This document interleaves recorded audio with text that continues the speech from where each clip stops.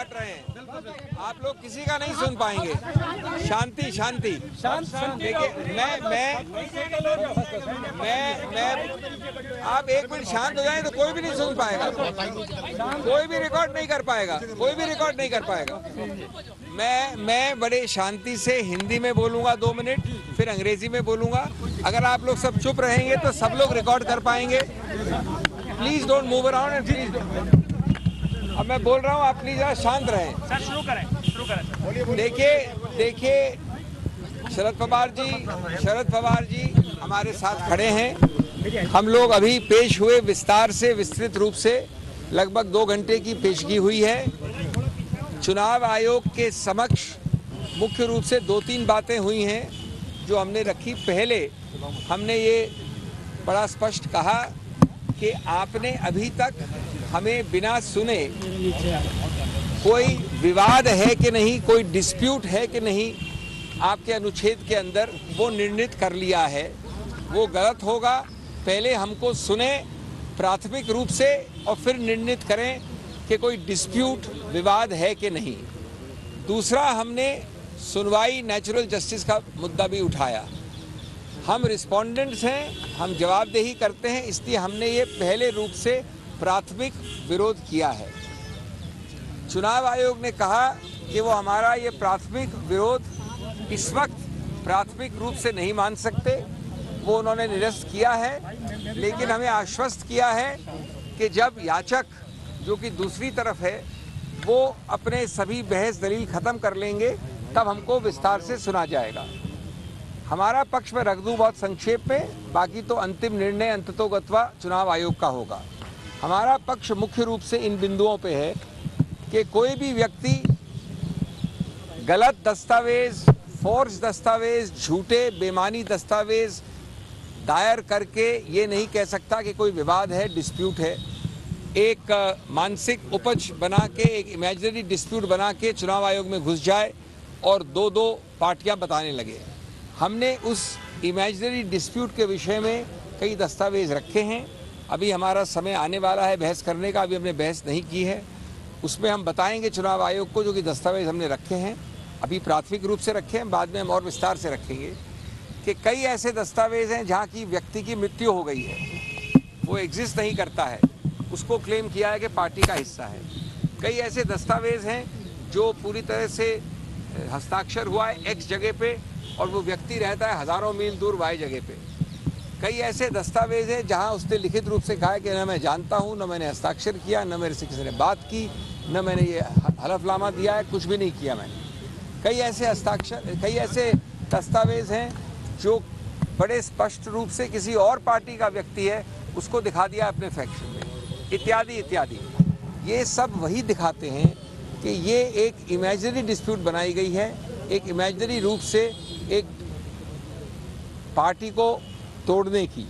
आज दूसरा, एक तो बात ये हुई, दूसरी बात बहुत महत्वपूर्ण है।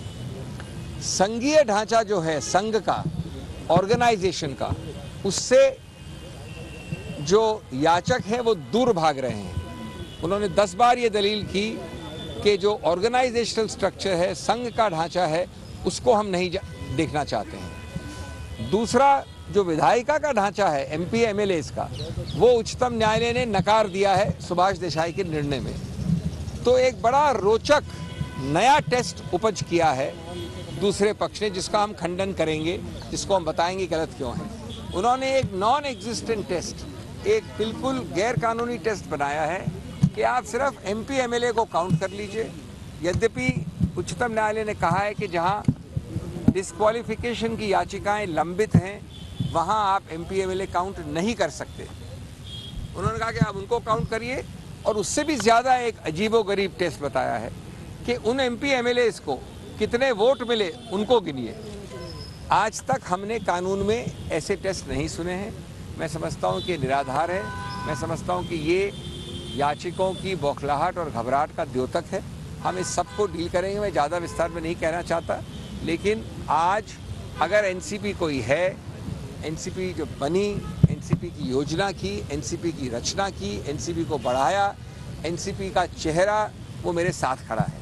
ये अजीबोगरीब बात है कि दूसरे लोग इस प्रकार के अजीबोगरीब दलीलों पे कह रहे हैं कि न ऑर्गेनाइजेशनल टेस्ट कर सकते हैं, न विधायिका का टेस्ट कर सकते हैं, और जिस आदमी ने बनाया पूरा एनसीपी उसको इग्नोर करें।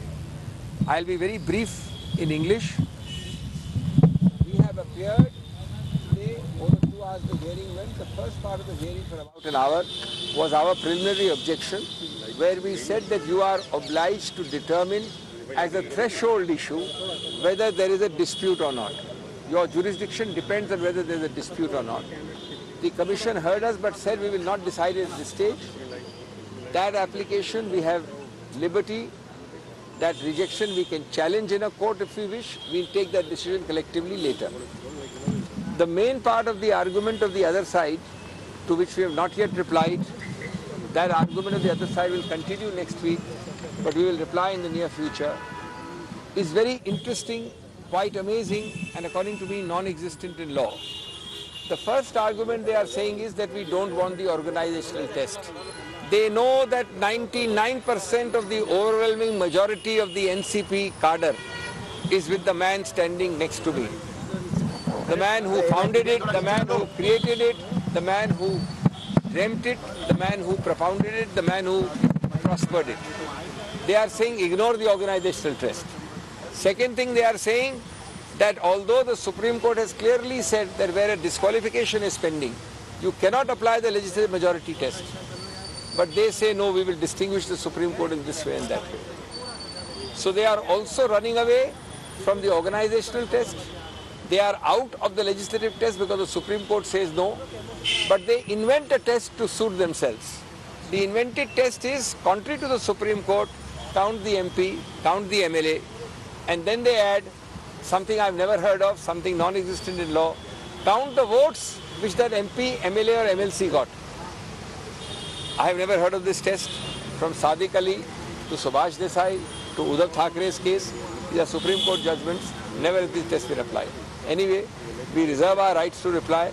The Commission has assured us that it will give us sufficient time to file a reply and to make our arguments. But today, this is the summary of what happened. Now, we are not answering anything more. Please allow us to... Next date, sir?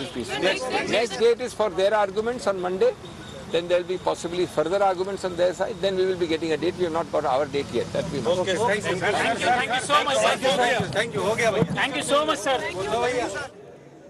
तर अजित पवार गटाकडून खोटी कागदपत्र सादर करत पक्षावर दावा करण्यात आला असं अभिषेक मनु सिंघवी यांनी म्हटलं. मृत व्यक्तींची कागदपत्र सादर करण्यात